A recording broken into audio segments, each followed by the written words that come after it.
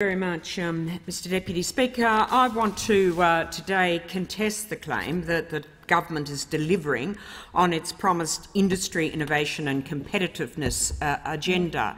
I will note in passing that the member moving this motion, who I have a high regard for in a general sense, however, did preside over the demise of a very innovative biotech industry in her own electorate, a business that was hounded out of this country by a witch hunt orchestrated by a multinational company.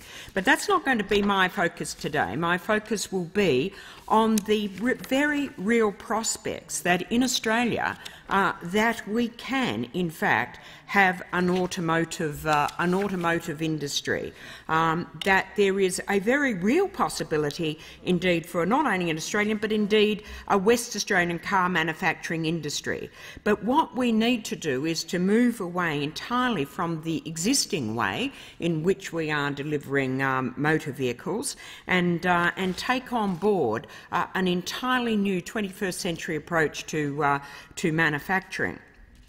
And that approach is one that focuses not on mass production in large production runs of a standardised product, but one that has a much more individuated production technique that allows for a greater degree of individuation and much smaller production runs.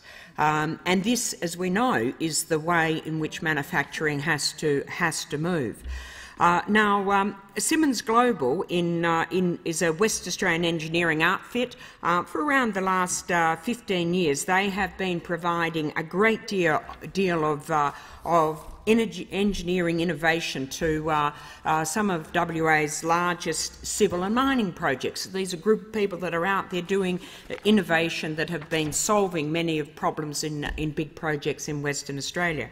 But they now they believe, Dave Simmons proposes that if we took a different approach to vehicle manufacturing, if we used the space frame construction techniques that are used in the aeronautical engineering and used in a number of different construction processes, that we could manufacture vehicles on a much smaller scale and manufacture vehicles such as vehicles that especially designed for use in mining outfits, used in municipal uses, for emergency services, police vehicles, that we could actually construct. We would not have to be constructing the sorts of volumes that we have seen using traditional manufacturing techniques.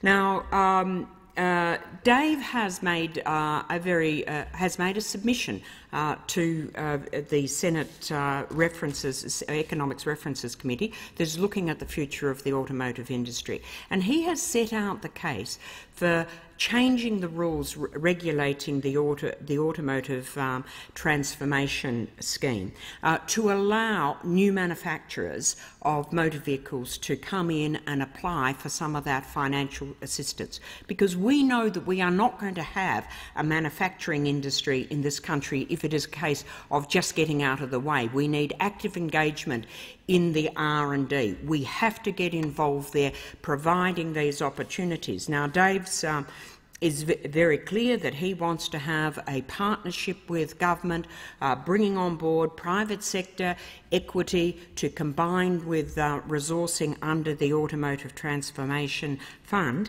to get this idea off the ground.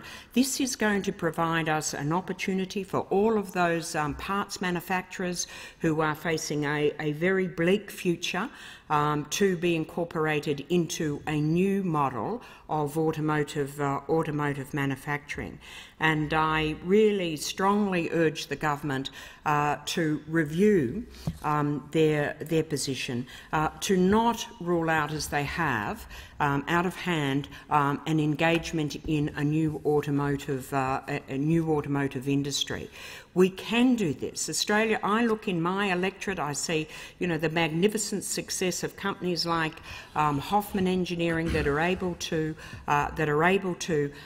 export around the world, we can do this. And here we have a smart 21st century company. Let's support it. The member for Perth.